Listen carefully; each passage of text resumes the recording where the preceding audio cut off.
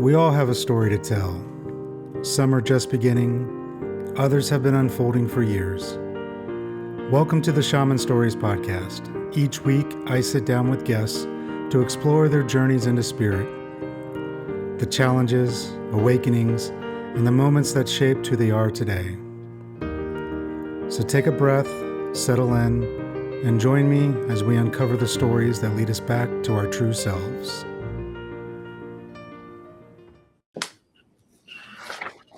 All right. Welcome to the Shaman Stories podcast. I'm your host, Jeremy Chinvert, and today's guest is Ash Perrow. He's an Australian coach, musician, and a near-death experience survivor. He has a unique perspective on life after overcoming PTSD, depression, and significant health issues. He's an explorer of consciousness, a natural health advocate, and an expert on living a nourishing life. He has coached hundreds of clients to lead fulfilling, creative, loving, and purposeful lives. Ash offers practical strategies for living life to the fullest and overcoming adversity, connecting with our hearts, and consciously relating to others. Thanks for being here, man. I appreciate it. Jeremy, thank you. It's a real honor to spend time with you. So thank you. Sorry about the magician thing. Well, I think we all are. Some of us are just more skilled than others. That's true too. So yeah, again, thanks for coming on. Did I miss anything in that bio that maybe you wanted to add? There's many things that aren't in that bio. So I'm sure we'll get to it. yeah, we'll see where we go.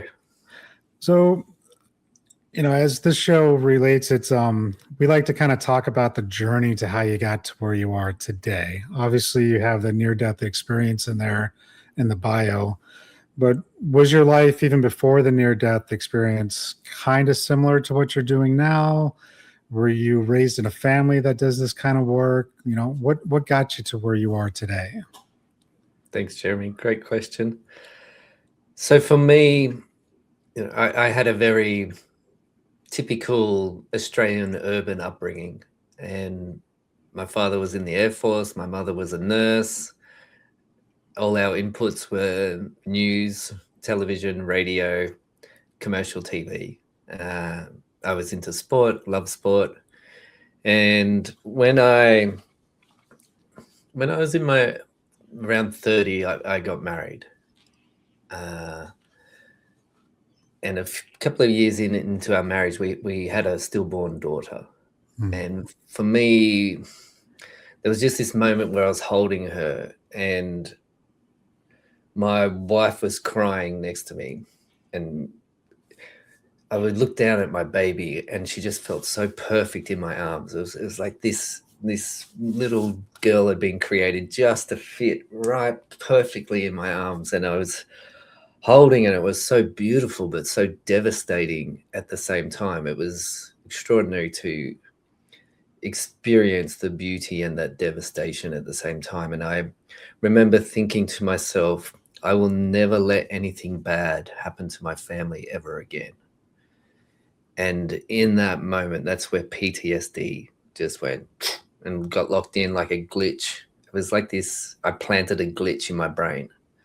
And then over the next few years, it started to accumulate. It's a bit like the residue started to expand, and I was sleeping less and high anxiety, but I didn't have any emotional awareness around what anxiety was. I would be vomiting before I go to work and just was thinking, well, maybe the dairy's not agreeing with me, making all these excuses. And so that was a real pivotal moment where I thought I was just going to be a dad, and I was a school teacher at that point. I thought, well, my destiny is to become a principal and have a few kids, and I'll just be a dad and an educator. And then that happened and everything changed. Yeah. I mean, thank you for sharing that, but that's I couldn't even imagine. Like, I have 2 kids myself, and we did have a miscarriage once, but that was hard enough. I couldn't even imagine the stillborn. Yeah, I'm sorry.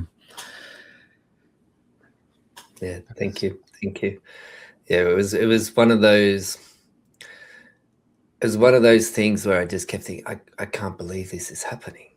I can't believe this is my life right now. That this is my life. This dream of having a beautiful child, and we were all ready, and I just kept thinking, I can't believe this is happening. But there was a lot of awakenings in that experience too, where the spirit world was coming in, which I hadn't been fully aware of before.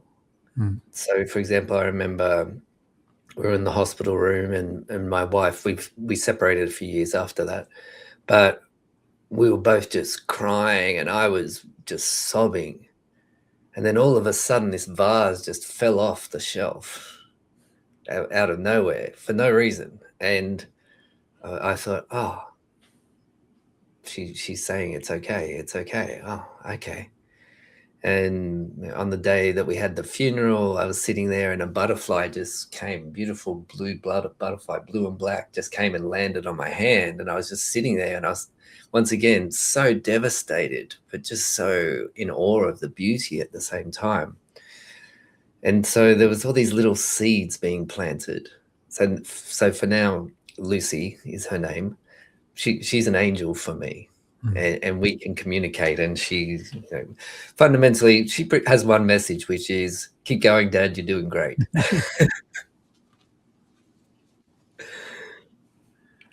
Yeah, that's I mean, not to interrupt, but that's the one thing I can say I love about this type of work that we do with the spiritual, and we can connect to those who we have lost. They're not gone, right?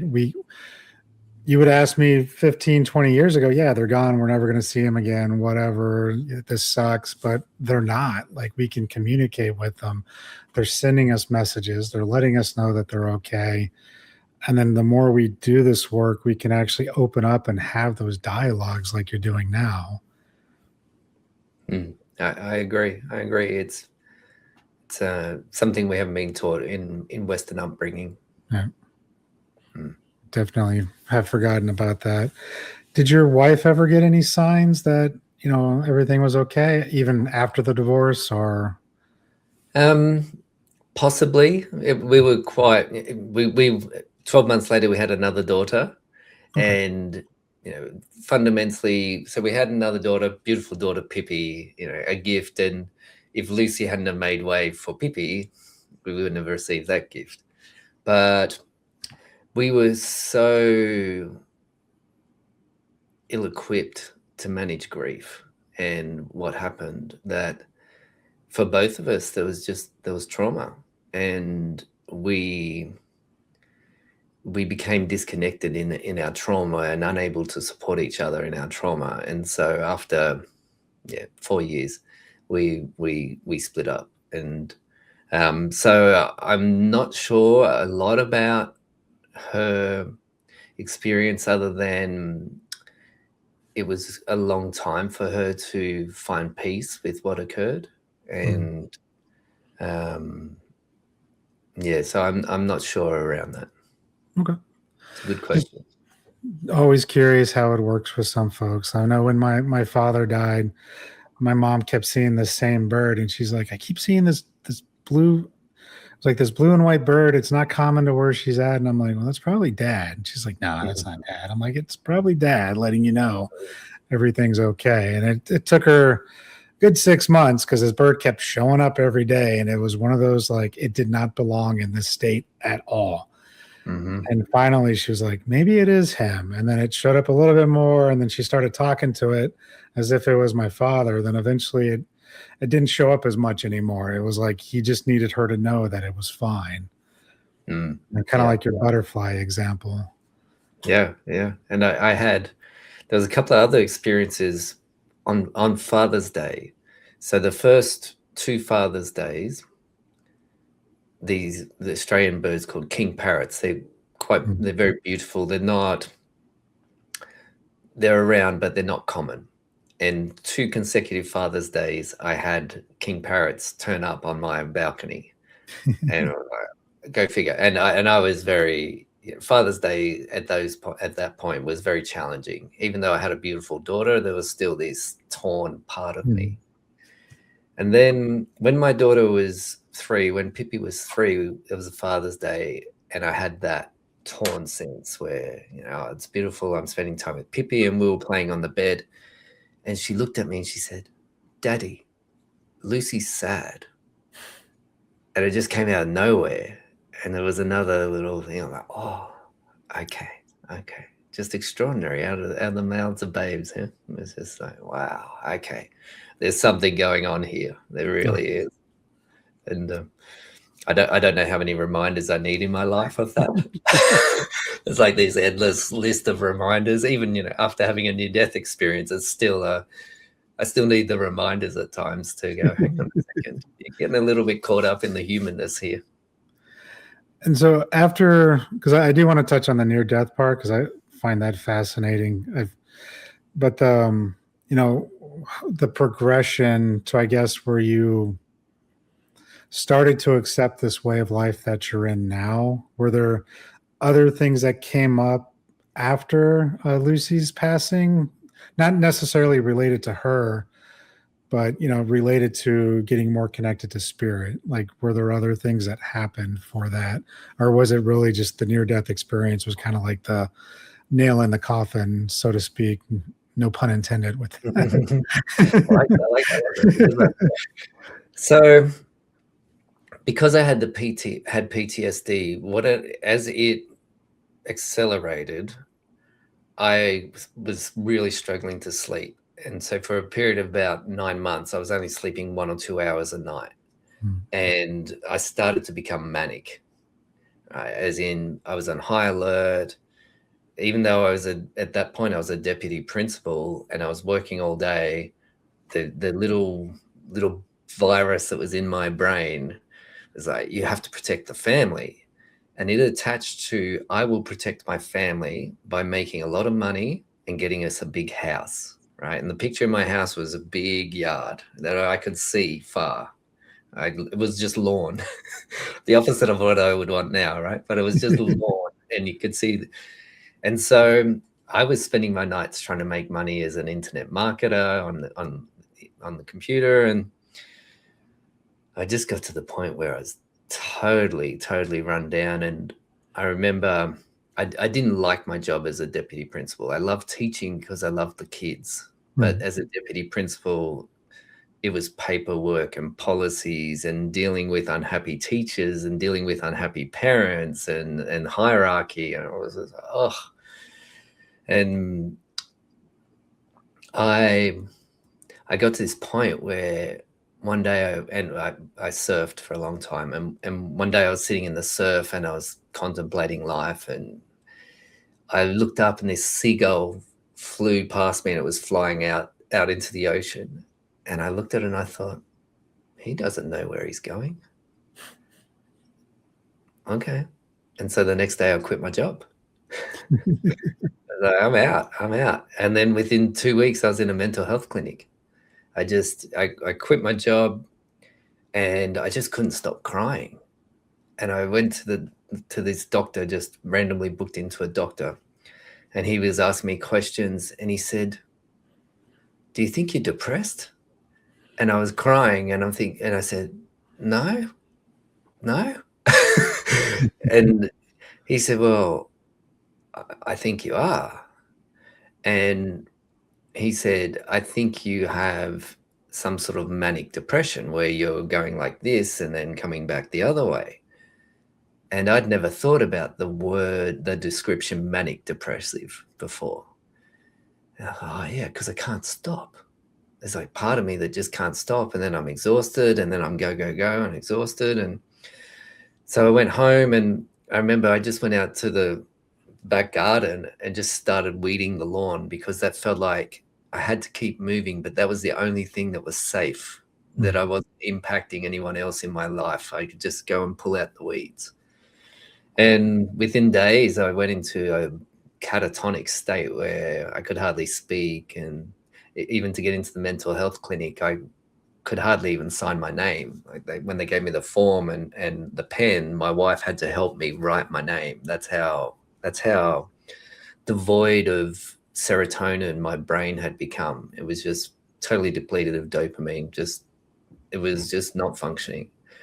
And so I went into the mental health clinic, and the psychiatrist very quickly gave me a diagnosis of being bipolar, which turned out to be inaccurate. So over the next 3 years, I went through that whole process of multiple visits to mental health clinics, psychologists, counselors, very Western, pharmaceutical based.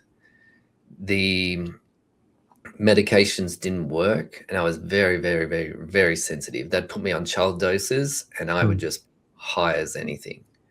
And so I had this voice in my head, and I in that sort of period, my then wife and I had split up, and I had come into a new relationship. She was into natural health, but I just had this voice in my head that kept saying, "Go natural, go natural, go natural." And eventually I got to this point where, okay, these medications are just turning me into some weird robot. I'm out. And I found a natural health doctor, and that's when everything began to turn around. Nice. Did they, I mean, obviously they fixed the problem, but was it more of like a mineral deficiency? Was it was there something specific more around it? Or was it more of a still mental health attached to it? It was both. So the physical aspect, I went to this amazing doctor, right? And she was one of those doctors. She doesn't practice anymore. I don't even know if she's still alive anymore. She would have been in her 70s. She was one of those doctors, particularly 14 years ago, this is now, who was under attack from the medical authorities. Yeah, she's treating people for cancer with vitamin C IV and all these other practices. And I went to her, and she had my bloods and all these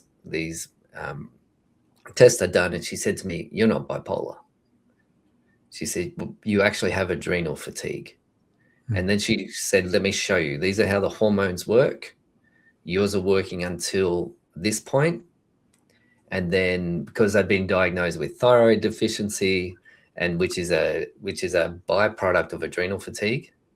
And so she showed me the cascade. She said, "So what we're going to do is I'm going to give you these natural supplements, and then within the first treatment, that flow started to come back. My brain started to come back online. I started to get more energy. I was less depressed. But I did have very deep ingrained conditioning and trauma that needed to be processed." And how did you work on that? I'm always curious because there's so many different roads to work on that. So, I mean, if you're okay talking about it, but I'm just curious, like, which way did you go? Because I'm assuming you'd already been doing the Western side of things. Did you kind of branch out a little bit more when it came to the mental health part? Yeah. So with it was a long time before my physical health got well again. So it literally took me 5 years to get back to physical health. The near-death experience being a big accelerator in that. So what happened was I'd been to so many counselors and psychologists that I would walk into a new one, and they would ask me the same questions, and I would be sitting there thinking, okay, now she's going to ask me this. Okay, oh, there it is. Okay, you're not my person. Time to move on. And then someone recommended a counselor who works with men, and I went to him, and he was the first one that brought it into a somatic experience. Like, where is it in your body? Yeah, let's be present with the emotion in your body. And that was life-changing. And I'd also been through EMDR, which is eye motion desensitization, maybe rehabilitation, where your eyes track something that's moving, and you go into the traumatic experience, which helps to create a separation so you can experience but also observe at the same time. that had been really helpful. But the actual somatic experiencing, just being with the emotion and being guided through that, that was when everything began to really change. And then I had my near-death experience, which opened up this curiosity around consciousness and what consciousness was. And over time, starting to spend time with the plant medicines. And I have to say that has been as profound, if not more profound, than anything else that I've done. Yeah, I'm a big advocate for plant medicine. And I don't even like to say alternative healing because, it was the original healing. But Yeah. for the past 120 years or so, it's become the alternative, which, hope we're slowly shifting back. But no, I asked because I had my own PTSD from the military and everything. And I did cognitive processing therapy, which was rewrite it, write down what happened, write down what happened, write down what happened. I'm like, this isn't working. All I'm doing is re-triggering myself over and over. And for me, it was shamanism, going in, clearing out the negative imprints left behind by the trauma, letting my energy start to heal myself better, bringing back parts of my soul that were lost, like all that work, and over time, slowly, I got to that place where I was way much better than what I was when I started. But it same thing. It took time. There's no quick fix to any of this work, but plant medicine sometimes can get people there pretty quick. But if they don't do the integration properly after the ceremony, it doesn't always stick properly. If you just go back to your life that you had before the ceremony and you make no changes that the medicine told you to make, you're just going to get back into those same patterns over and over again. It's not going to produce the results. And then you're going to be constantly looking for that quick fix again. So it's glad that you took your time and slowly got there.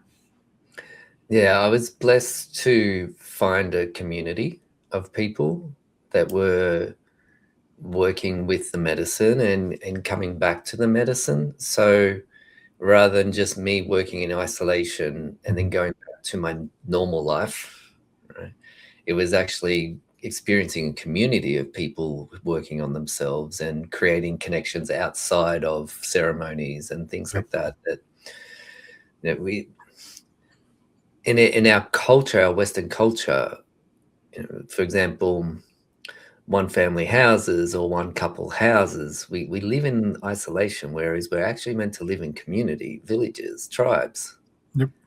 Yeah. And so one of my learnings over the last 10 years has really been, okay, the community aspect is key, is really key to the healing.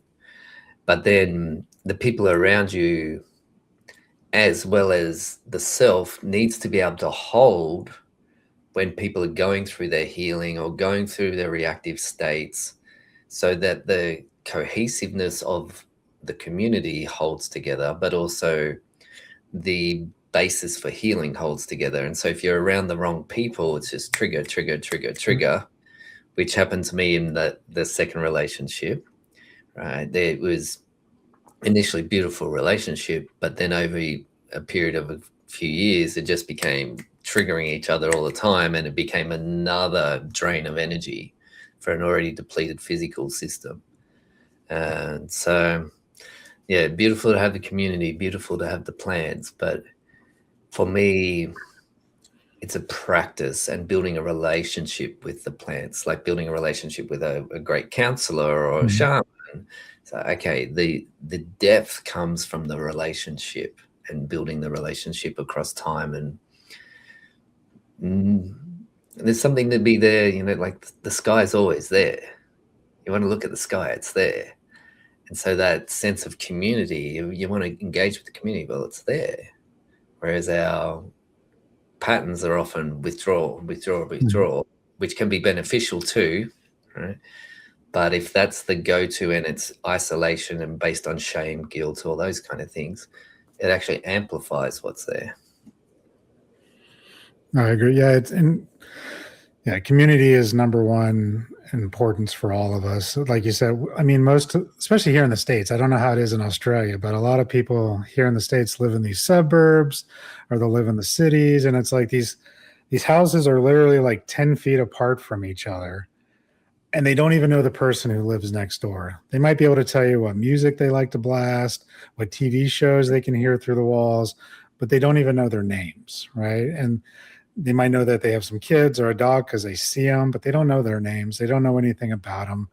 We come home from work, we stay in our house, we turn on the TV, maybe cook dinner as a family, if that, and then we go to bed, do it all over again. And we are missing that community, those multi-generational homes. Most of us don't even know who our grandparents are. Like I've met my grandfather once as a child growing up. Like I barely know. I've heard of my aunts and uncles. I've never met them. Like I know with my kids, we're trying to make sure they're connected to my sister and my parents as much as possible, and my wife's family. But it's one of those things, like we've just lost those connections, and we need those for healing. And what you were saying with the second partner, it makes sense, as much as it can suck, is when you start going through your own healing journey and your own growth and working on yourself. She joined in when you were at a time of trauma. You built that relationship based upon that trauma, basically. And so as you change, if she wasn't changing with you, it's obviously that you're gonna separate, you're gonna become apart. And that happens a lot with people when they start their healing journey. If the spouse or the partner isn't fully on board with it, sometimes that person has to make that choice. Like, okay, if you're not coming with me, you don't have to do everything I'm doing, but you have to realize that I'm now escalating myself to be something better for myself. Sometimes that means that other person isn't going to come along for the ride, and that's okay. Yeah. I see her as a guide that came into my life when I needed, but then through attachment, held on too long. Yeah. And so in that attachment, her trauma got amplified. Mm-hmm. Yeah. Whereas as the guide, very able to hold as the guide. But then as we evolved in the relationship, her trauma got amplified, and I didn't have the understanding of trauma. Even though I was healing my own, I didn't have the understanding of what was happening. And so, yeah, held on too long. And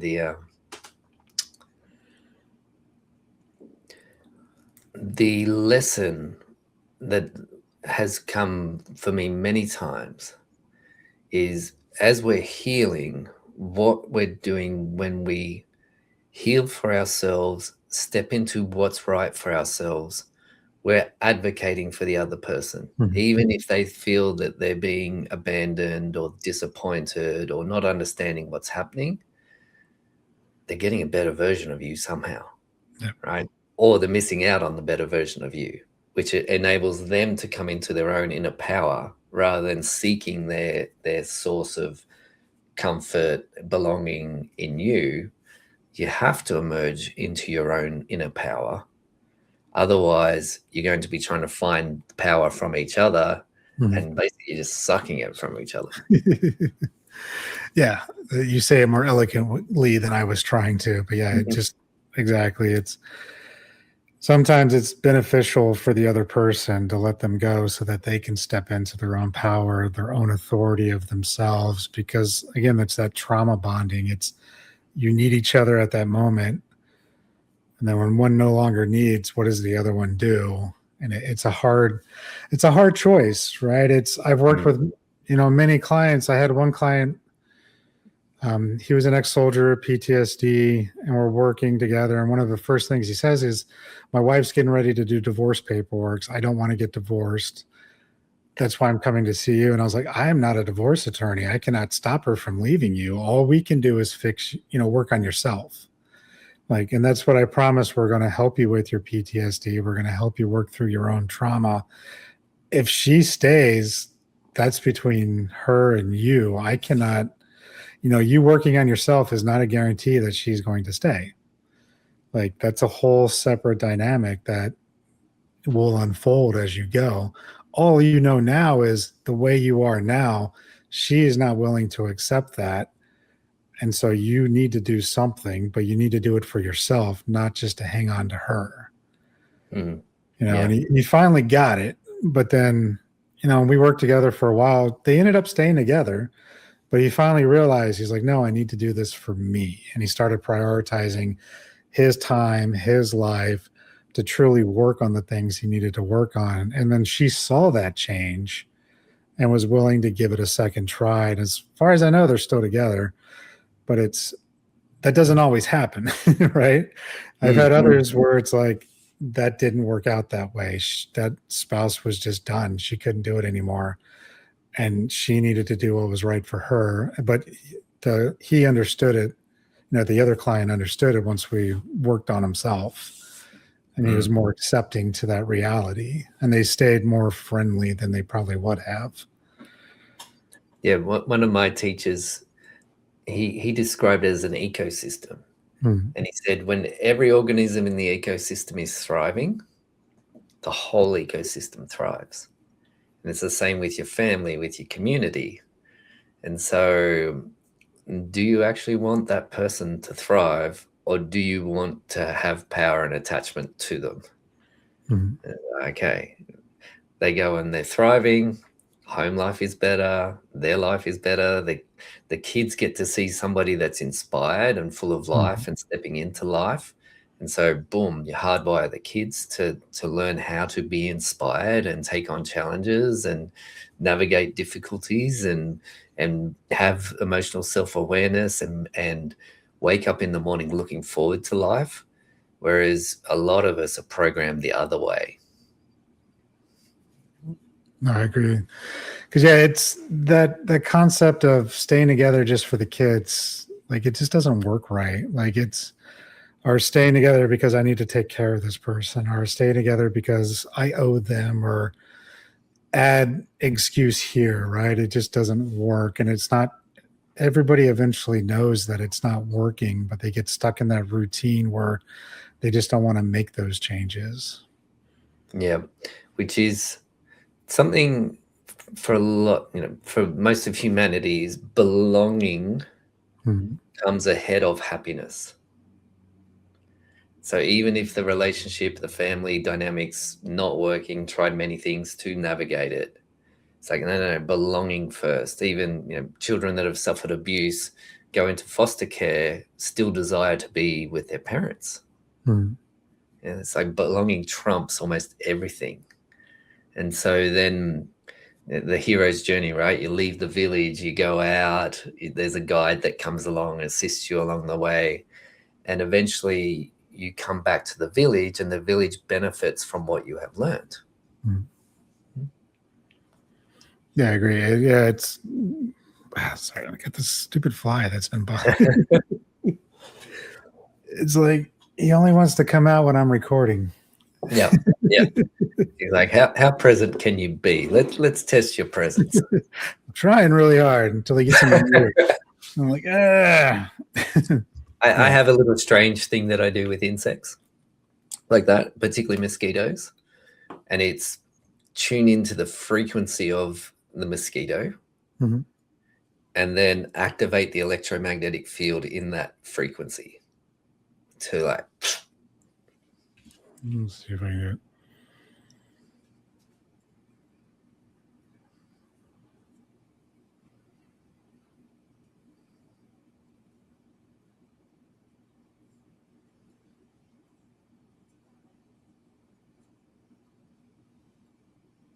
Let's give it a try. And so when he comes back, it's just activated again. And a really good thing that I learned, I think it was from a book a really great book about a guy that spent a lot of time in the Amazon. Something about the panther, jaguar. I can't quite remember the name, but when you go and sit with ayahuasca, right? You can't be drinking, you can't be having salt. It doesn't go very well with the medicine. And what I learned from his book was that one of the reasons is when you have salt, it powers up your nerves, as in, you need the salt for the polarity so that the electricity will fire in your nerves. But what it also does is salt powers up your electromagnetic field because it's electricity. And so when you have salt, it powers it up. And what that can do is prevent the beings coming in as easily, right? Because you have a stronger field around you. So part of that process is you avoid salt, weakens the electromagnetic field. The beings can come in.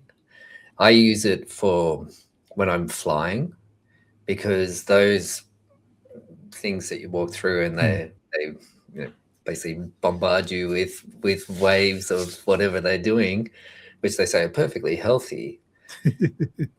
If I go through them, I can feel sick for days afterwards because my system's very clean. So what I do is load up on salt, and as I go to walk into it, consciously power up my electromagnetic field. And that really works for me. I haven't been sick since doing that. Interesting. Yeah, I try to avoid those as much as possible myself. But they really try to force it so much. We just came back from Florida a couple months ago, and if you go as a family with the kids, they don't make you go through that.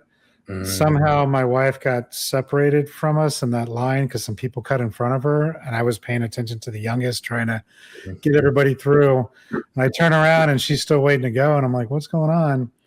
Since she didn't want to go through that, she wanted the metal detector. We had to wait for a female TSA agent to come over and actually do a full search on her. And it's just like, really, you could have just let her come through the metal detector. But they really want to, impact you to the point where you just choose to do it as much as possible.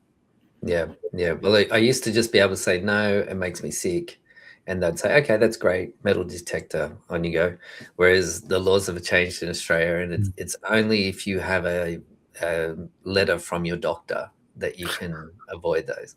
And so, because probably about 6 months ago, I was just adamant, I'm not going. Can I speak to your supervisor? Can I speak to the next supervisor, the next supervisor? And they're very, very polite, but it just got to the point. She said, you just can't fly. There's no way that they will let you on the fly unless you go through or you have a medical letter from your doctor. And I was just like, okay, let's do it. And that's when I went, all right, I'm going to activate my electromagnetic field. So I do want to touch up, though, on the near-death experience, though. So, as much detail as you want to go into it, like what happened, what was it like for you outside of your body? Was it so many questions? Because I've only seen people really talk about it on TV where they're like floating above their body, or maybe they go somewhere else, somebody comes to them. So you'll be the first person I've had to actually talk about that type of experience. So I'm kind of excited about that one as well. Yeah, thank you. Yeah, it was talk about a paradigm shift. And in part of my healing process, I'd done Reiki training. I also did training as a Bowen therapist because my adrenal system was so wrecked, and I'd been a school teacher and also as a musician, right? So talk about impacting, like I might work all day Friday, then go do gigs until 2 or 3 o'clock in the morning, get up a few hours later and do another 20-hour day playing music. So I had to let that go because I wasn't healing. As much as I love playing music, and the band I was in was doing great, and we're playing lots of festivals, but I just didn't have the resources to do that. And so I stopped, looked at my adrenal fatigue, and went, okay, total life change. And so I started to go in. I thought, well, what's nurturing? What's going to be nurturing for me? And so what I started to do was just teach casually. And then I also had a Reiki practice and a Bowen therapy practice on the side. And that experiencing Reiki and going through a 2-day process where I walk in, I'm just a normal human being. I walk out and there's stuff coming out of my hands. Like, wow, there's energy coming. What is going on? That was another paradigm shift where I was like, there is something beyond what we can see, right? Even though I had lots of evidence along the way, and I would have dreams that would basically be premonitions of things that were about to happen. I would dream it, and then within a couple of days it would happen. And it was like the dreams were teaching me how to respond to what challenge was about to appear in front of me. But so I had this, and I thought, okay. And then at this point I was still surfing. So I surfed almost every day for 25 years. And I was still teaching, and I was really over it. I had one particular job that I was just didn't want to go back to at the end of the school holidays. And I'd been surfing every day for the whole holidays, amazing surf, just loving life, you know, in the ocean with dolphins and fish and reefs and all these stunning things. I don't want to go back to work. I don't want to go back to work. And one morning I got up and the surf was big. There was nobody else out, which is what I loved. I loved just being out there on my own. And so I would paddle out at 4:30 in the morning while it's still dark, so I could have the surf to myself for 45 minutes, you know, regardless of sharks and things like that. I wouldn't do that now, but back then that's what I was into. And I'm looking at the surf and I hear this voice in my head, and it was like God's voice. And it said, if you go surfing right now, you will hurt your back. And I did not want to go to work. I was done. I didn't want to go back to this job. And in my head, I said, bring it on. And like, big mistake. Right? Okay, the universe gives you a message like that, and you're like, okay, come on, let's do it. And so I started paddling out. I dove through the first wave, no problem. Second wave, went to dive through, popped 2 discs in my back, excruciating pain. I could only use one arm to paddle back in. And then, so that led to this whole thing where over the next 9 months, my back just deteriorated. And it ended up that the discs deteriorated to the point where it was just vertebrae on vertebrae. So extraordinary pain, opioids. Some days I couldn't do my shoes up. And I was still working through all this time, pushing. And I went through all the natural therapies I could try, because I was very much I don't want pharmaceuticals, but the opioids were getting me through. And eventually I resigned to the fact that I had to go and have spinal fusion. And that involved, you know, taking the discs, the deteriorated discs out of between the vertebrae and putting in these little cages, they call them, like a little frame. And then they take bone from your hip and put it in there and inject a bone growth product. And then it becomes, so instead of having 3 separate vertebrae, I now have 1 fused vertebrae in my lower back. And during that operation, they tore a vein. So because the discs were so deteriorated, they had to really get in there, and they're pulling out the little shards of discs. And they moved a vein slightly to the side, and veins are a bit like tissue paper. They're very, very fragile. And the tension, so they were operating my abdomen, right? So it's crazy. They slice you open in the front, move your intestines, like literally just pull them out and have them sitting on the next to you. And then they work on the discs because all the nerves are at the back of the spine. So they want to go in through the front. And so they moved the vein to the side slightly, and the tension tore the vein in my groin, and they didn't know. So they stitched me back up. I went back to the ward, and during the night I was in a lot of pain, telling the nurses, and then press the fentanyl button, just press the fentanyl button. It'll be ready in 10 minutes. You can press it again.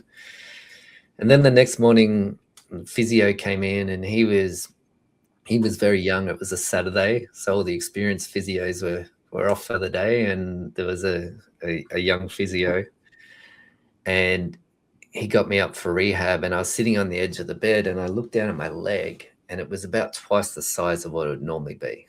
Jeez. And I just said to him, I said, my leg's not normally like this. And he said, oh, you'll be okay. Let's just get you up and get you moving. Right. What we didn't know was that, I'm not sure the American conversion, but I'd lost at least 2 liters of blood from my vessels into my body. And so I stood up. So I stood up, I collapsed, I kind of faded out for a bit, and then I came to, and he was pressing the red button on the side of the wall, and the alarm was going off, and the code blue team came in. They started putting oxygen on me and attaching electrodes. And I was laying there thinking, I'll be okay. I'll be okay. I'll be okay. And I was hyper aware of what was happening. I knew exactly where everybody was in the room. I could hear what they were saying. I could see the physio over in the corner, and he was just standing there so pale, right? And then the medical team was saying things like, keep your eyes open, Ash. Stay with us, Ash. Okay, that's okay. All right, I'll stay. And, I can hear them saying, he's not breathing. He doesn't have a pulse. And I'm still laying there just thinking, I'm okay. It'll be okay. It'll work out. And they're talking about my blood pressure. And I'm thinking, okay. And I said, call my partner. Call my partner. And somebody ran out of the room to go make a phone call. And then I heard one of the nurses say, his blood pressure is 52 on 36. Right? And so it should be around 120 on 80. And I thought, oh, this is serious. Even though they said he's not breathing, he doesn't have a pulse, that didn't seem serious at that point. But when she said 52 on 36, okay, this is serious. I'm dying. I'm dying right now.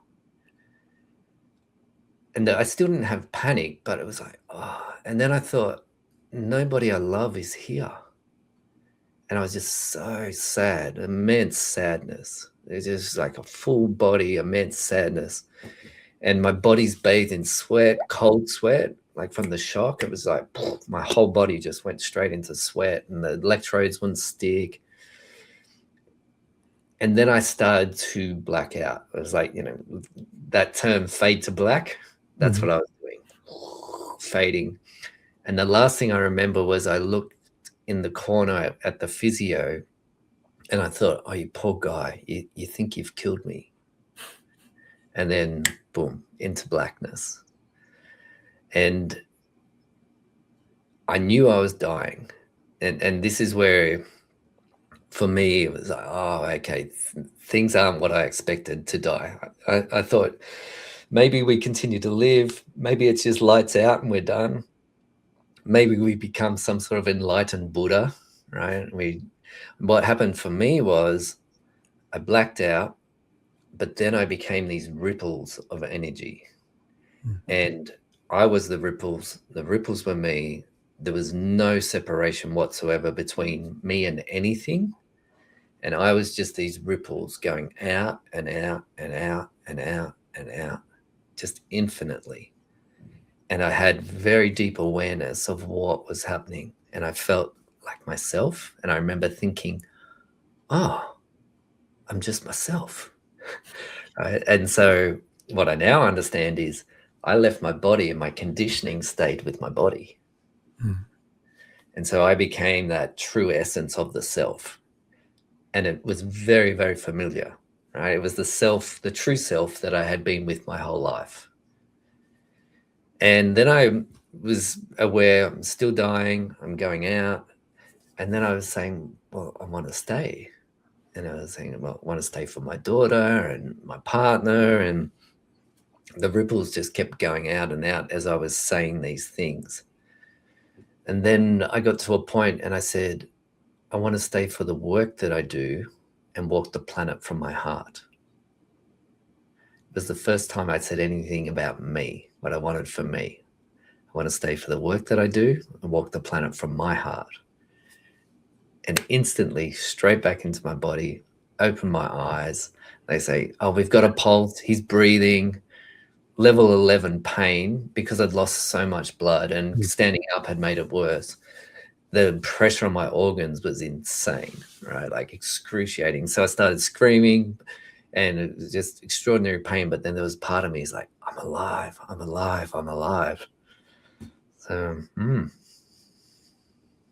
That's crazy. So when you became the ripples, were you like sensing everything and everyone around you? Was it more just trying to think of the right way of wording it, and what you might even remember? Because obviously, you were talking about, I want to stay for my family, I want to stay for this. Were you having any insights on them at that moment, or was it really just like just becoming that ripple of consciousness? It was just consciousness, deep presence, expansion, and it was about the experience I was in that moment. There was no sadness. Mhm. It was just, here I am, here I am. Oh, I'm still me. Oh my gosh, I just died and I'm still me. That is weird. Totally normal now, but at the time I was like, I just didn't expect to still be me. Oh gosh, and it makes me think of people who commit suicide. You leave the conditioning and the pain and the suffering behind, but you're still yourself. Yeah. They talk about the people who have tried to attempt suicide, and after they took whatever they took or did whatever they did, they realized, oh, I've made a mistake. They still experience themselves. Yeah. And so, yeah, very powerful. And when you decided that you wanted to stay for yourself and to do your work in the earth, which work were you specifically, like the work you're doing today, or was there like a nuance? I'm just curious because obviously you weren't doing exactly what you're doing today, but you were still kind of on your way there. Funny thing about guidance is often it just gives you a little hint. It's like, oh, here's a breadcrumb. You'll find the next one. And that's what it was like. So I actually experienced a download of images where it's like, and part of it was be yourself, share yourself. And most of it has emerged afterwards in the exploration of life and what does it mean to live from the heart, and the realization that, oh, I thought I was living from my heart. I was trying to take care of everybody, right? There was a reason I was burning out. There was a reason I didn't like my job. There was a reason that life was hard. It was because I was doing it for everybody else but myself. I was doing it for their reward and receiving little or no reward for myself. And I was making it worse because I was doing it trying to seek their appreciation. And so when they weren't appreciative, or I perceived they weren't appreciative, I would react. I would go into depression and anger and judgment and isolation and all those things. So what happened was, okay, how am I going to live from my heart? What does that even mean? I thought I was. And so there was some personal work that it's in 20 countries. It's a phenomenal retreat. It's called the Path of Love. And they do it in Colorado in the States. Right. And I'd done some of their work, some of their short work previously, and really got a lot out of it. And thought, oh, I'm going to go to the Path of Love. That's where I'm going to learn how to live from my heart. And so I went to this week-long retreat. And I basically processed 30, 40 years of stuff in a week. And what I came out of that was a deep connection to myself and a deep understanding of other people and our triggers and connection. And incidentally, I met my now wife there as well. She, at the retreat, she just annoyed the hell out of me and I wanted to have nothing to do with her. And then afterwards we connected. So that was very funny. I totally misread who she was and what she was about with my own judgments. But it was beautiful because we had a shared understanding of this work, this communication, and how relationships work and how our understanding of the self works and how to connect to our hearts. And so we've been together almost 10 years now, 9 years. And that has been with us throughout our relationship. And so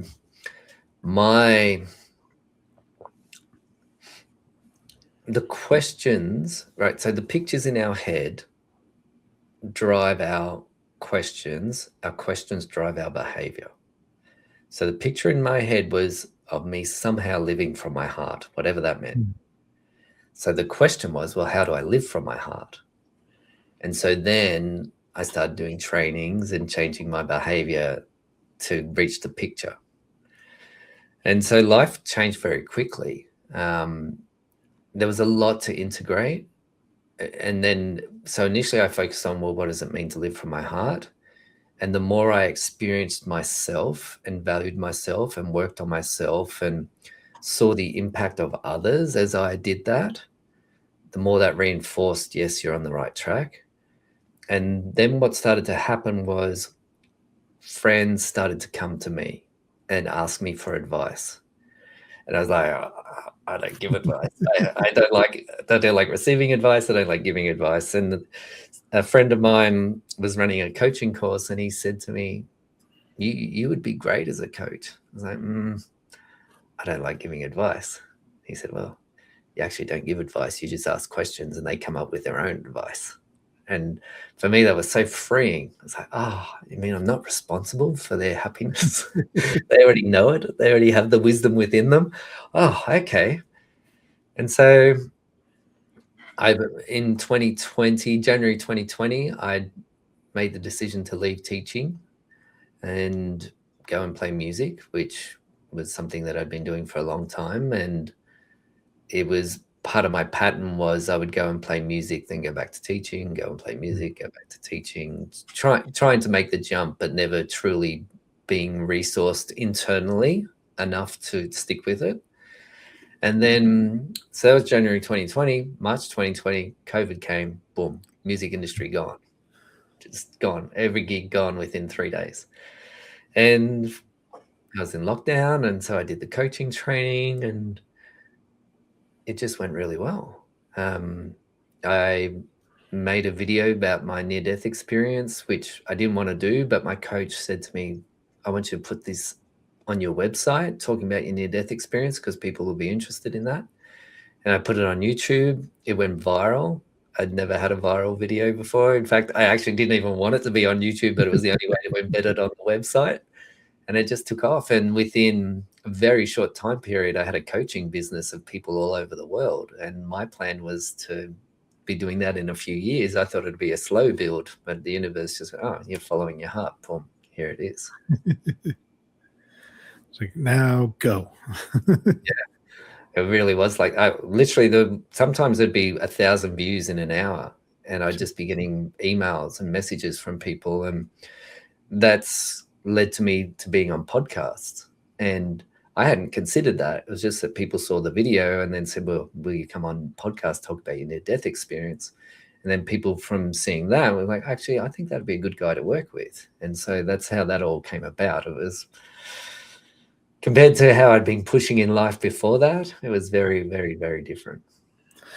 Yeah, that's one thing I've been learning with, podcasting and YouTube and all that stuff is people just want you to be more authentic and just, this is what happened. This is what I did. This is what didn't work for me. And not that fakeness that's out there, especially with this line of work, right? Like nobody wants to go to someone to help them spiritually that has like the big mansion and the cars and the planes and throwing money down all the time. They want someone who's actually, no, dude, I've been through this shit. I know what it's like. It sucks. Bad things do happen, but you can come out of it, right? It is possible to come out of it and to live the life that you truly want to live and to be happy with yourself. And it doesn't mean you need to be wealthy beyond all imagine. You could, but that's not what life is about. Life is about finding yourself and your true purpose and being happy as much as you can and making those around you happy. And then at least that's how I look at it. And when you find those moments, like, yeah, this is all I need. I don't need stuff. I need people, experiences, and love and appreciation, but also to give it as well, not just to expect it. You have to also give it before you can even really expect to receive it. Yeah, and expectation will lead to disappointment all the time. Yeah, exactly. You expect it, you don't get it, disappointment. You expect it, but you don't get it enough for the Yeah. mind. Or I wanted more of that. You know, it's not enough that we're having sex 2 times a week. I want to have sex 4 times a week. Come on, what's wrong with our relationship, right? It's like the more, which of course is the primal brain, our survival brain, just kicking in. And we see that in consumption of what's happening all over the world is more resources, regardless of how many resources we have. And the mind's like that it's the survival part. And so it's, okay. Whereas the heart, that has the wisdom. Yeah, the heart, it's patient and loving and kind and generous. Whereas the mind, it's impatient. It comes from a place of lack. Yeah, it's a great tool for doing the heart's work when it's in the back seat, not the front seat. It's like, okay. So that was one of my lessons. I'd been coming from the mind. And so, okay, the heart is the guidance. I just have to listen to my heart. Right? And there's a lot in listening to the art of listening. Listen to my heart, listen to the higher divine guidance that comes. And then my mind's job is to execute, not to decide yes or no. My mind's job is to execute, use its analytical aspects or whatever it may be that is part of the brain that does that. That's its job. Its job isn't to decide my future. Whereas most people, that's what they're doing. Let's make a pros and cons list. And then from the pros and cons list, they're going from the mind. And then what's the mind do? Generally, attachment, disappointment, expectation. So that becomes the experience. Whereas the heart, as you were talking about, satisfaction, contentment, all those things that is actually what we want. Yeah, and it's not easy. I mean, at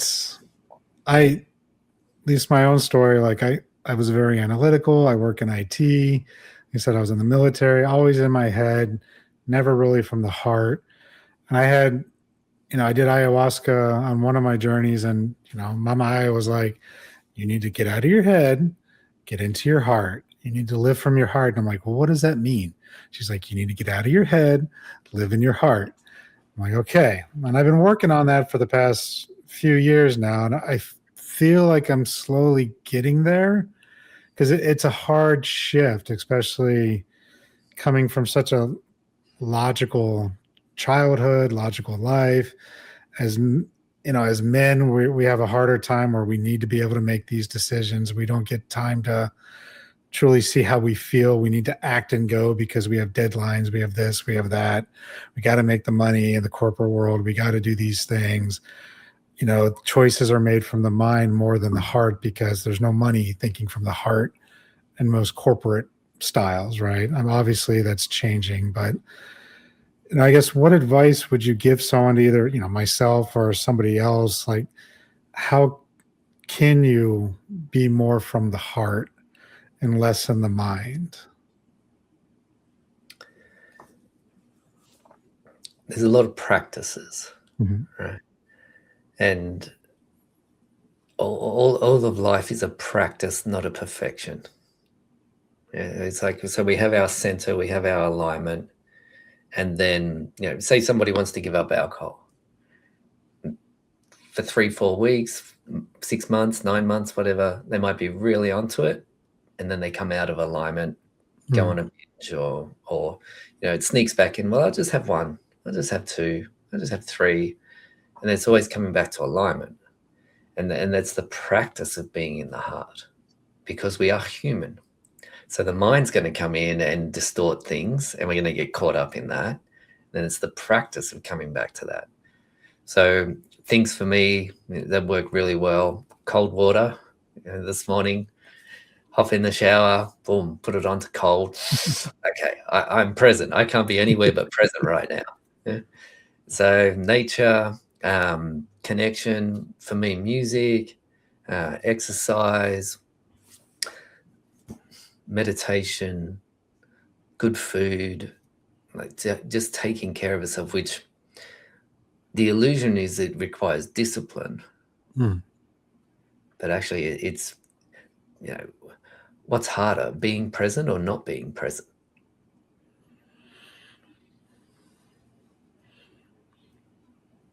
I don't know.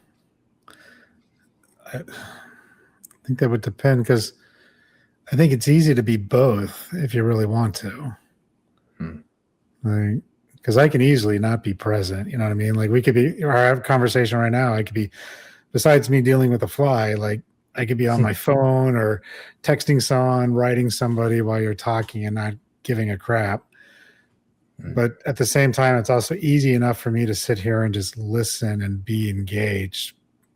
So I guess it's, for most people, it'd be harder not to be present or to be present. Yeah, which is an illusion most people are walking around with. Because when we're not present, what is the flow on of that? Whereas when we are present, what is the flow on of that?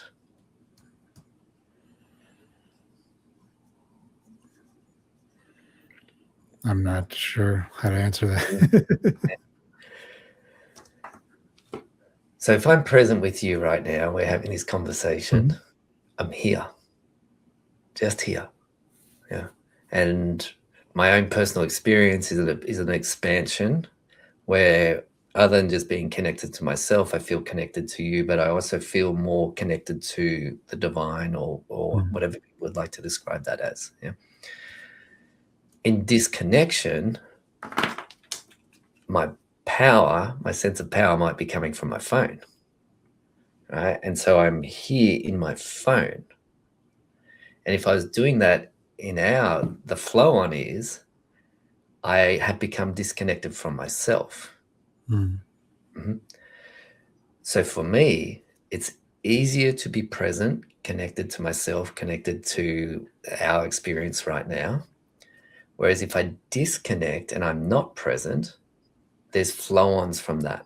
So if I was just engaged in my phone, quite possibly there's a sense of dissatisfaction, and then there's a flow-on from that.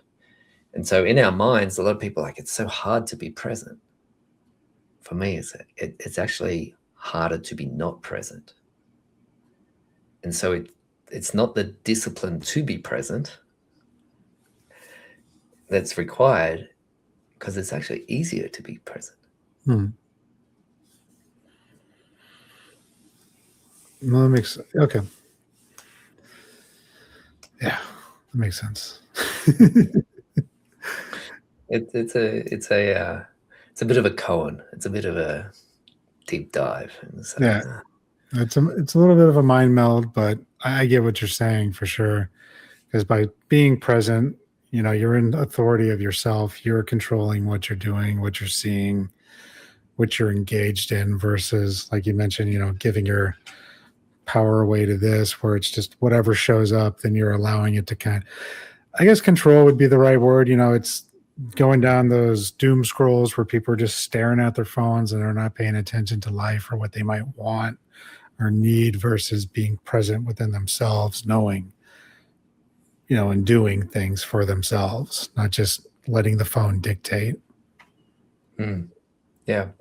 And it's actually very disempowering to get into those doom scrolls. So if we were to spend an hour on social media, say for Instagram doing reels or TikToks, you're going to get exposed to about 120 to 240 videos in that hour. Jeez. Right? Our primal brains are made to be in communities up to about 150 people. Yeah. And so what happens is, when we're scrolling, we have a bias in life to look towards people that inspire us, that are highly skilled, so that we can learn from them. So if we're in the village, there might be somebody that's amazing at hunting. So we would aspire to be like the hunter. Yet in 1 hour, we've been exposed to 240 of those. And so what that happens is, the mind comes in like, you're not good enough. Yep. And so it makes us shrink. Whereas traditionally, we're only meant to be exposed to a few people. And so what happens for a lot of people, they're like, okay, I'm going to go on social media and look for some inspiration. And then by the end of the hour, they're in the fetal position, wondering what's wrong with them, feeling totally deflated. So, yeah, easier to be present. Yes, I personally try to stay off of it as much as possible. Like my kids, oldest just turned 15, and he's like wanting to get on. I'm like, no, you're not touching any of that stuff yet. Like Mm. the youngest doesn't. He's 10, doesn't have a phone. I'm like, none of you need this. I don't even want it. Mm. I miss the days where like everything was separate, but now it's like check my work email, to use the GPS to go somewhere, to get the points at the grocery store, to all these little things that you don't necessarily need but make your life more convenient. Listen to that podcast while you're driving Mm. versus a book full of CDs you'd be flipping through and trying to change out while you're driving, and then your Garmin's up in the window.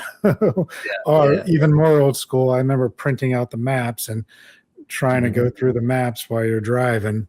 Mhm. But technology it helps in a lot of ways, but then in other ways you see the social media stuff where, like you're saying, everyone's just giving away their power and getting worked up about things that may not even be true in the world, and just yelling at each other and becoming almost psychotic to a point about every little topic where they don't know the full aspect or the story of. They're just stuck on that one little 30-second video they saw, and that's the only news they get or want to even try to learn about. It just drives me nuts. Yeah, and for a lot of people, the perception is it's subconscious, right? So let's say I see something that's happening in the world. I actually feel sad about it. I see it like, oh, that shouldn't be happening. That shouldn't be happening to those kids, right? A lot of people go into anger Mhm. because it appears to be easier to feel anger than the sadness. And so this often happens with families where somebody might pass away, and then all of a sudden there's conflict in the family around the will and what this person wanted, and the conflict, because it's easier to feel the illusion, easier to feel the anger than to actually be present with the grief. And so that's happening often when I see things like that on social media where people are attacking each other. It's like, okay, what are they not feeling? Yeah, or that need to be good enough, like you mentioned earlier. Like I see that a lot with, especially moms. It's like they look at TikTok or Facebook or Instagram, and it's these people with these perfect houses with the perfect clean kitchen, and they're doing the special projects with the kids, and everybody's happy, but yet they're not showing, the hours of cleanup that happened before that. The kids might have been yelling and screaming, not wanting to do it. All the real world stuff that happens, or maybe they just start the project and now the kid's hungry and doesn't care.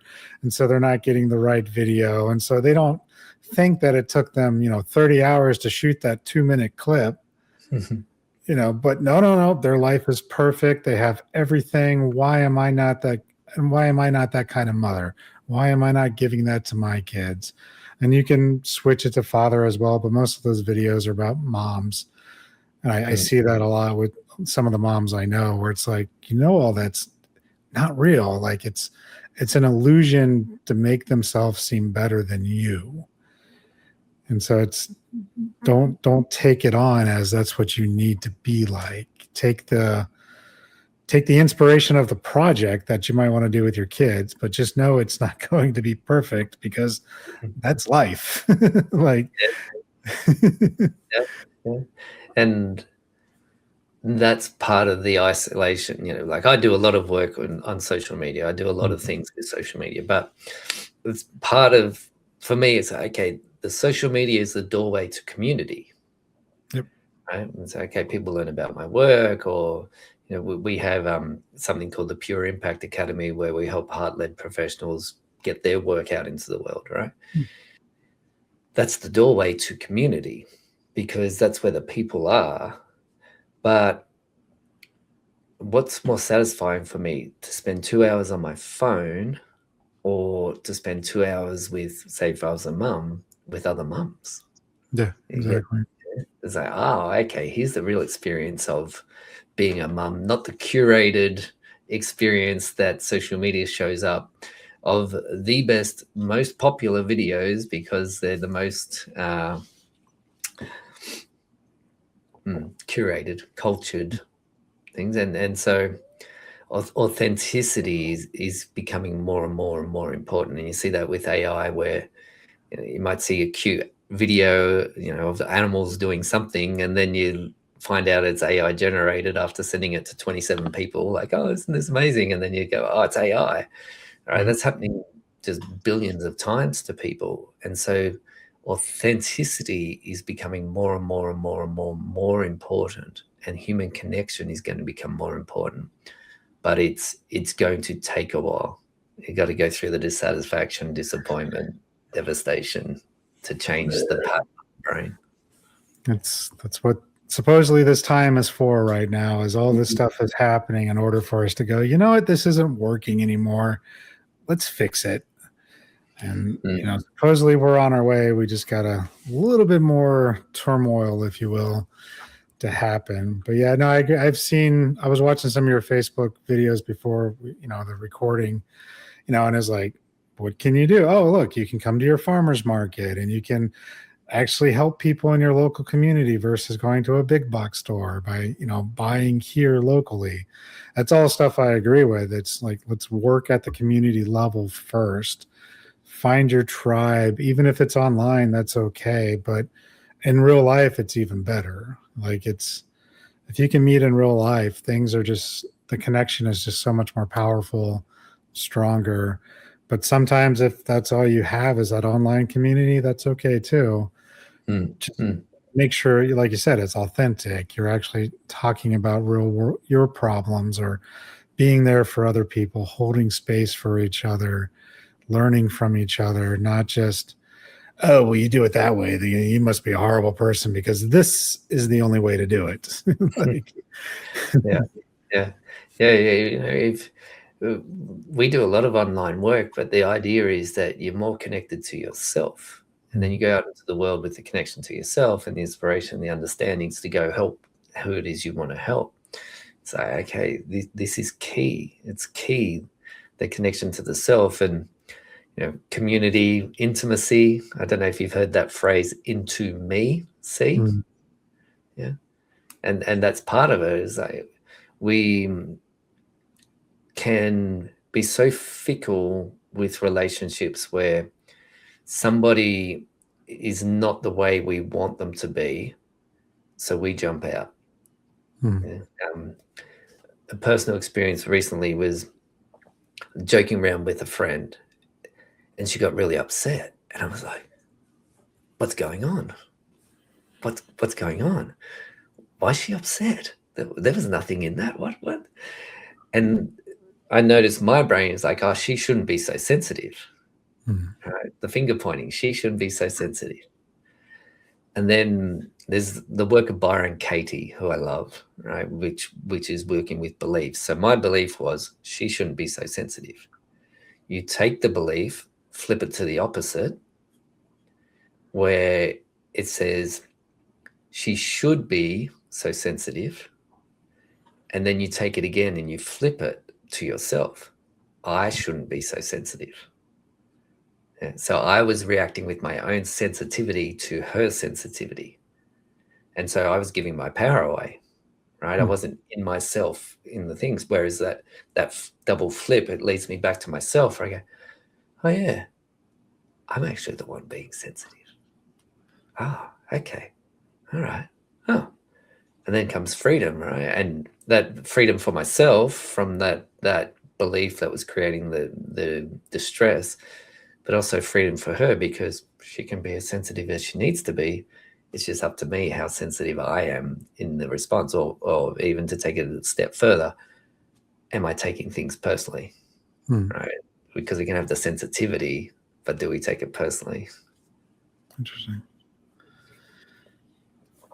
And just looking at the time, before we wrap up, though, one question I like to ask people is, we've kind of touched on a lot of things here, but what piece of advice would you give somebody that's just starting out on their own spiritual journey? Did you say on the wrong? Oh, their own Yeah, on spiritual their journey. own. Yeah, trust yourself. Trust yourself. We're taught to not trust ourselves, and that was my experience. Was I was trusting everybody else, putting everybody else on a pedestal, and disregarding my own inner knowing, inner guidance. I had to have that near-death experience to reconnect back with my own heart, which is my inner guidance. Yeah. And we're trained, we're totally trained to look to authority figures, be it parents or chiefs or political figures or whatever it might be, to save us. Whereas we have our own deep, deep, deep wisdom. And something I love about conscious parents is they foster that wisdom in their children. What is it you want to do? Oh, you want to do that? Okay. How do we facilitate that and you become the most inspired version of you in doing that, rather than squashing them, questioning what it is they want to do? An example is my 13-year-old stepson, very clever, highly intelligent, energized, like just a ball of energy, very, very creative. And in the last few years, I've just seen him absolutely bloom because he's following his calling, his heart, and we're facilitating that. Oh, okay, you want a job? Okay. Then within a few days, he has a job, right? Like powerful. He's making lots of money, and he loves life, right? He's doing his thing. And most children in Australia don't even consider that they want to work yet. And here he is doing things his way. And I also, my 20-year-old daughter, I've seen that with her too, where she was brought up because of my own experience of following my heart. I was able to pass that on to her. And so she's very, very, very, she's better at it than me sometimes. She's very good at going, no, Dad, I'm not doing that. I'm like, oh, like the disappointment. Oh, but then going, okay, she's following her heart. Great. So yeah, so trust yourself. And in the trusting, just take the next step, whatever it is, whatever the next step is, just take it. Doesn't have to be a big one. And so for example, here I am in the studio at our house. If I take 5 steps out the door, it's a totally different experience of life. There's a skylight and there's stairs and there's plants. I can see the sky. It's very, very different. And it's like that in our lives. If we just take one step, oh, he's back again. Yeah. Yeah, it's one step. Trust yourself, take the step. Trust yourself, take the step. And momentum. One more thing. Our mind loves to be entertained. So I can avoid taking the step, be entertained around, well, the mind is saying this about me and this about the next step, and I'm experiencing suffering. Or I can take the step and the mind can be entertained with the new experience, the growth, the inspiration, the momentum. Do I want to watch the horror channel or do I want to watch the National Geographic? It's okay. So yeah, take the step, trust yourself. Yeah, because those are definitely good advice. And yeah, all that, those inputs affect us, right? Like you mentioned, that all the horror and death and destruction, like it might seem campy, it might seem funny, but it does have an overall impact into our persona. And it's, what you consume is what you become. Food, social media, movies, all sorts of entertainment. It can change your whole dynamic depending on what it is you're consuming and putting in there. It's like junk food or healthy food. It's the same concept with good TV and bad TV, and even TV as a whole. I'm kind of on the fence on, but there is good stuff out there that can be inspiring and ways of learning and stuff like that too. So it's being mindful of that. Yeah, we're constantly programming our brain constantly. And as you get older, you get to see that, and it becomes a choice. What am I going to program my brain with? What am I going to assist my children to program their brains with? So yeah, being that most inspired version of you and stepping into what it is that you're called to do, really powerful way of assisting your children. And that's true legacy, not the material stuff that's left behind. It's what the children see you do, and then they pass it on to their generations. So it could be one insight that you have that you model or share with your children that gets passed on for thousands of generations. This isn't just about me in this lifetime. People I interact with, they're all absorbing, and that gets passed on. That's the ripples. Yeah, that's the ripples that we all do. Brings us back. So yeah, I appreciate your time, man. I really did enjoy this conversation. Why don't you let people know where they can find you? And that way, hopefully they reach out to you, maybe join your community. I don't know, do you do classes and stuff too, or is it more just the community base? Yeah, so I do workshops on human growth and shedding identities, connecting to the heart. So there's that. There's ashperrow.com. Through ashperrow.com, you'll be able to access socials. There's also free resources there. There's a PDF called 11 Habits for Connecting to Your Inner Guidance. That's a free one. There's some AI tools there. So I'm pro working with AI to expand human consciousness and growth, using it as a tool. And then also do work with heart-led professionals so that they can ripple their work out into the world.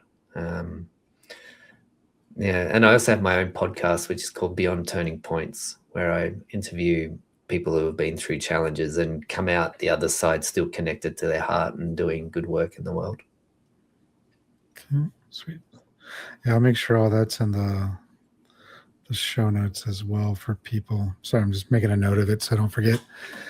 And then, but I'll definitely put that on there, and hopefully people reach out to you. And, like we talked about earlier, if they resonate with you and they think, that you're a good fit, please reach out to Ash and learn more and be more, I guess is the right way to say it, become more than where you're at today. Like, we all have the ability. Like, we just need to find the right teacher, path, modality, insert catchphrase here, but it's all out there and possible.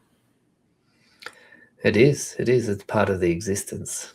Yeah, it's part of why we're here, to lose ourselves and find ourselves again, and then share those gifts of just being the self. Yep. Yeah.